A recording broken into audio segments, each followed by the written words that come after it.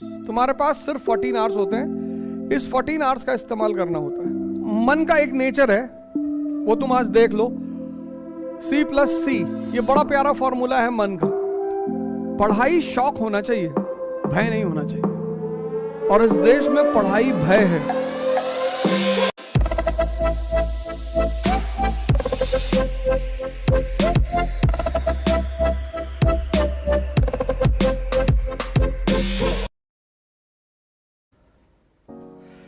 तो वो जो अदृश्य शक्ति है ना, जो सब कुछ चला रही है, उसको जो एक्टिवेट करना जान गया। देखो पीछे गांधी जी की फोटो लगी, बुद्ध की फोटो लगी, डॉक्टर अंबेडकर की फोटो लगी।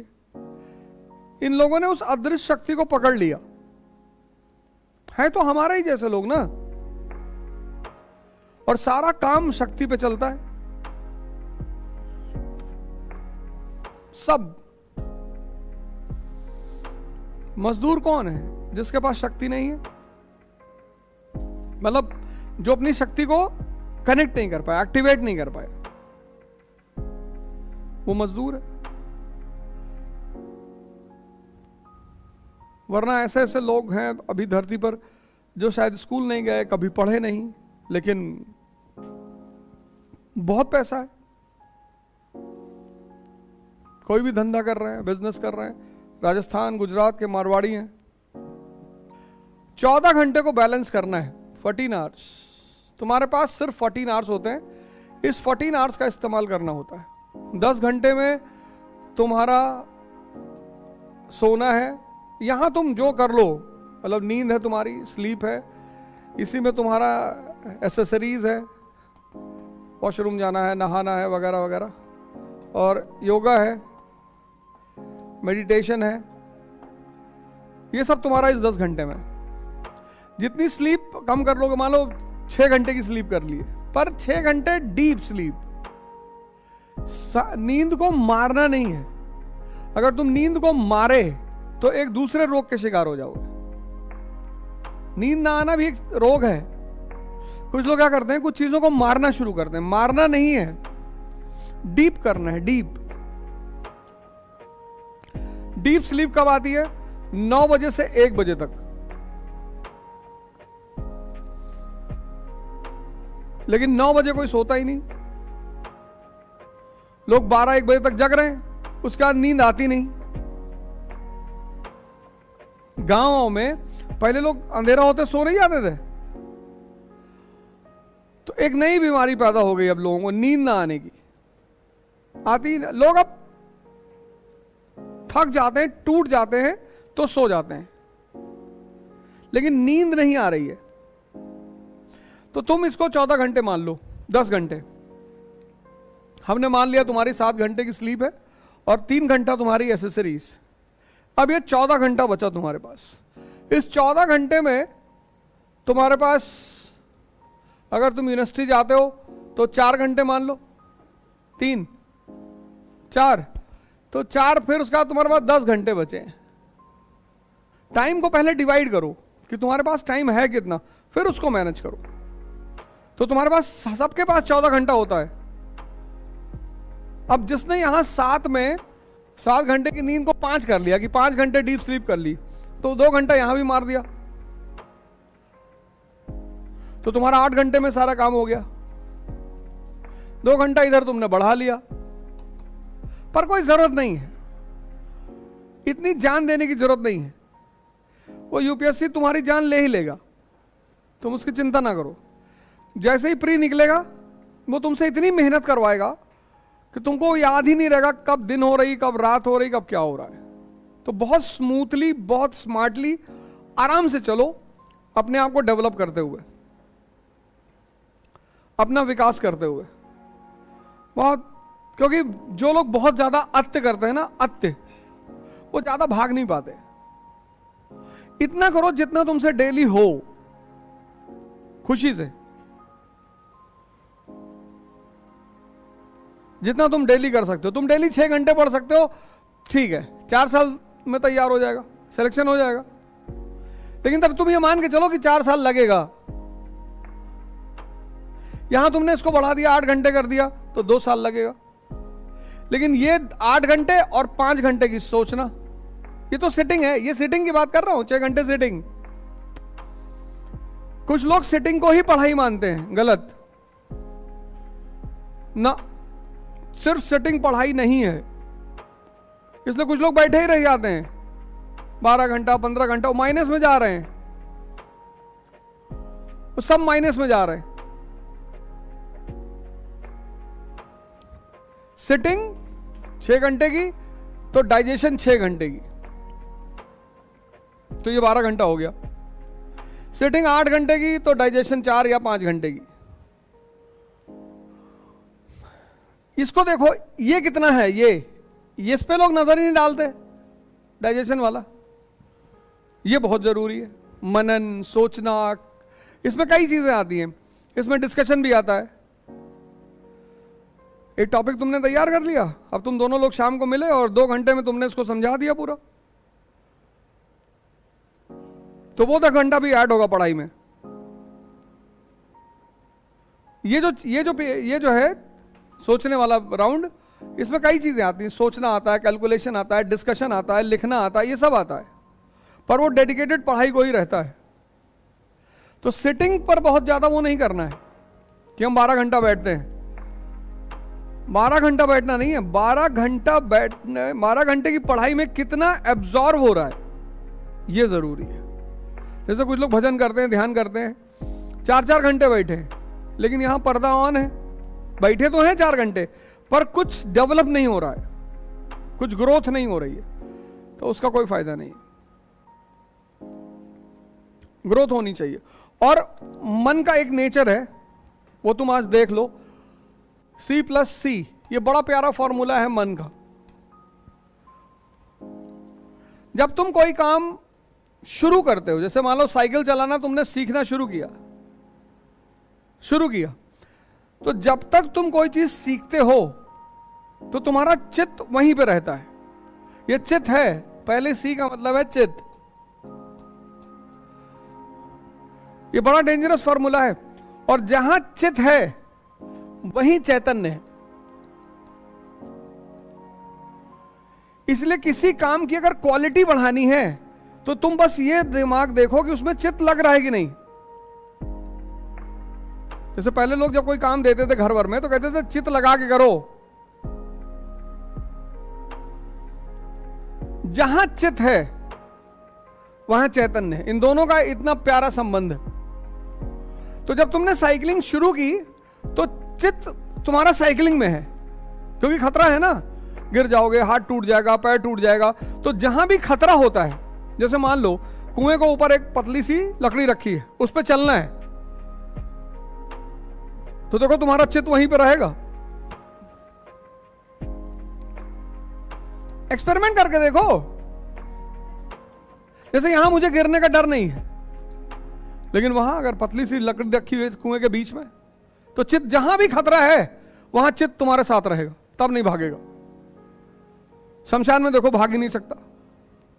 कभी चित्त को अपने देखना हो, चैतन्य को, तो कब्रिस्तान में चले आओ रात में, फिर इससे कहो जाओ घूम के आओ। वो जो प्रिया बचपन में साथ में पढ़ती थी उसके बारे में कुछ सोचो, कहेगा पागल हो गए, अभी कोई निकल आएगा अंदर से। तो तुम्हारी दिक्कत क्या है ना, तुम एक्सपेरिमेंट्स नहीं करते हो। गांधी जी ने कितनी अच्छी टाइटल लिखी, माय एक्सपेरिमेंट विद ट्रुथ, सत्य के साथ मेरे प्रयोग। तुम प्रयोग करते ही नहीं। तुम किसी दिन रात में चले आओ कब्रिस्तान में और अपने मन से कहो कि बेटा उलझ, और उलझ जाए तो मुझे बताना। अगर उलझ जाए तो मुझे बताना। उलझेगा ही नहीं, खतरा है ना। जहां खतरा है वहां चित्त तुम्हारे साथ है। कब्रिस्तान में भाग ही नहीं सकता, और अगर कब्रिस्तान में भाग रहा है तो या तो तुम पागल हो,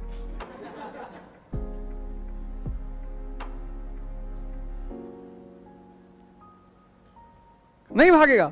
रात में जाओ 2 बजे, इतनी कहानियां हैं कब्रिस्तान की। तो लेकिन जैसे ही तुमने, अब देखो एक बात, जैसे ही तुमने साइकिलिंग सीख ली, जब सीख रहे थे तो बड़े अटेंटिव थे, जब सीख ली, साइकिल चलाना आ गया, अब नहीं गिरते, तब साइकिल चल रही है, चित्त कहीं और है। लेके गए, खोस दिए ट्रक में। लोगों ने कहा इतना बड़ा ट्रक, कहे भैया पता नहीं दिमाग कहां था, कहते नहीं लोग। यही ध्यान है। जब तक सीखे तब तक तो साथ में था, क्योंकि जहां खतरा है वहां वो भागेगा नहीं। लेकिन जिस दिन तुमने सीख लिया उस दिन साइकिल तो चल रही है कि कहीं और है। यही हाल तुम्हारा पढ़ाई के साथ होता है। किताब तो खुली होती है, तुम बका भी रहे होते हो, पर कुछ जा नहीं रहा होता है अंदर। यह तुम्हारी सबसे बड़ी दिक्कत है। और उस पर तुम फोन ले आए हो, इतनी बड़ी दिक्कत के साथ तुम फोन ले आए हो, उसको बगल में रखे हो। 2 दिन इंटरनेट बंद रहा होगा इलाहाबाद में, कितना सुकून महसूस हुआ होगा तुमको। परेशानी नहीं, बेचैनी। हाँ, परेशानी नहीं हुई होगी। अब डेली ऐसी घटनाएं तो घट नहीं सकती कि अब भगवान तुम्हारे लिए डेली ऐसी घटना कराए। अब वो हो गई, एक आध हो गई तो हो गई, पूरी दुनिया को हिला के रख दिया उस घटना ने। उस घटना का एक और पहलू है, समय कभी भी बदल सकता है। इसलिए जब ताकत में रहो तो शांत रहो, सरल रहो। ना तुम्हारा रसूख काम आता है जब समय बिगड़ता है ना। अच्छा हुआ या बुरा हुआ उससे मुझे मतलब नहीं है, मैं कोई भगवान हूं जो मैं उसको डिसाइड करूं अच्छा था कि बुरा था, वो एक अलग फैक्टर है। लेकिन देखो, सत्ता, रसूख, पैसा, जब समय विपरीत होता है ना, बस सब फेल कर जाता है।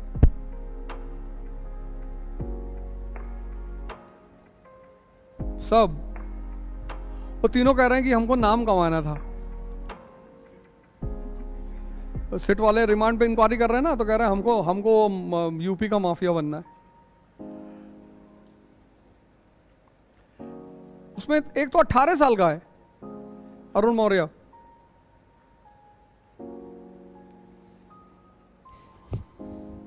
लेकिन खैर वो तो अलग घटना है। तो ये चीज है कि तुम्हें देखना है कि तुम्हारा चित्त जो है वो तुम्हारा लग रहा है अपने काम में कि नहीं लग रहा। अगर लग रहा है तो उसमें तुम्हें बड़े अच्छे रिजल्ट देगा। वो नहीं लग रहा है तो काम होता रहेगा, रिजल्ट नहीं आएगा।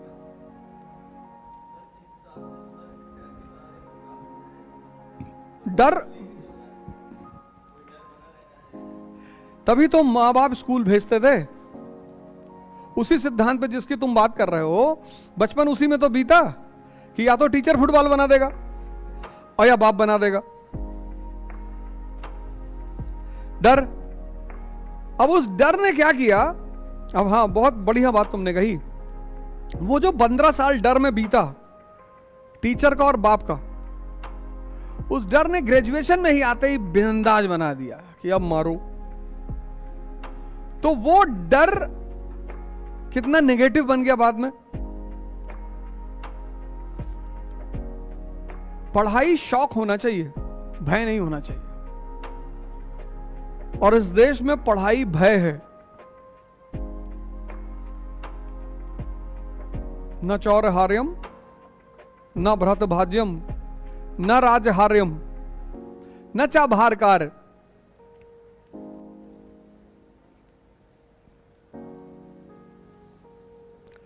वर्धते कृत एवं नित्यम विद्या धनम सर्व धनम प्रधानम। इस दोहे को, श्लोक को जो समझ गया, तुमको फिजिक्स आती है क्लास 12 तक की, शानदार, इतनी शानदार तुमको आती है कि तुम 2 बजे रात में उठो तो अभी कुछ भी पढ़ा दो 12 तक, तो तुम गरीब हो नहीं हो। कोई इस फिजिक्स के नॉलेज को तुमसे छीन सकता है? तुम्हारा भाई कह सकता है कि आधा हमको दो, राज्य कह सकता है कि आधी नॉलेज हमको दे दो। यही तो है पहली लाइन, न चौरहार्यम न भ्रत भाज्यम न राज्यहार्यम। न चोर ले सकता है, न तुम्हारा भाई ले सकता है, न राज्य ले सकता है, न च भारकारी, न यह बोझ है।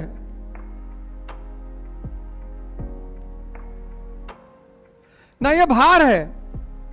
पहला लाइन यही है, न च भारकार।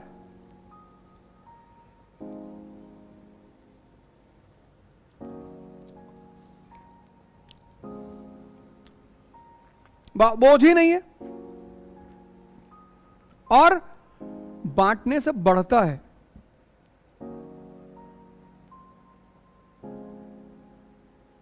तुम एक टॉपिक किसी को 4 बार पढ़ा दो, तुम कभी नहीं भूलोगे। सोच रहे हो ना, विद्या धनम सर्व धनम प्रधानम। अभी मैं एक साहब से मिला, उन्होंने कहा मैं 1.5 लाख रुपए का जूता पहना हूं। मैंने कहा फिर भी गरीब हो सर। बोले कैसे? बोले कैसे? मैंने कहा सर वो ऐसे कि जो मैं कर सकता हूं वो आप ना कर पाओगे। क्या बताओ? मैंने कहा जूता आप भी पहने हो, हम भी पहने। 50 किलोमीटर पैदल चलोगे?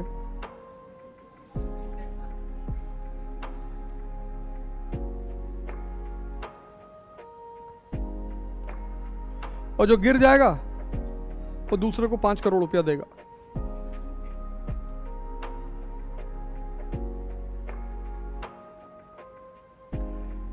अब समाज क्या देखेगा?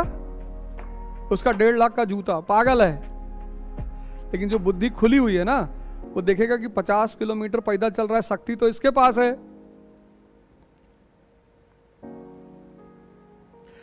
देखना एक नजरिया ही तो है। आज के समाज ने क्या सोच लिया कि जो 5 लाख की घड़ी लगाए वो अमीर है, जो 2 लाख का जूता पहन रहा है वो अमीर। ये सब भिखमंगे हैं।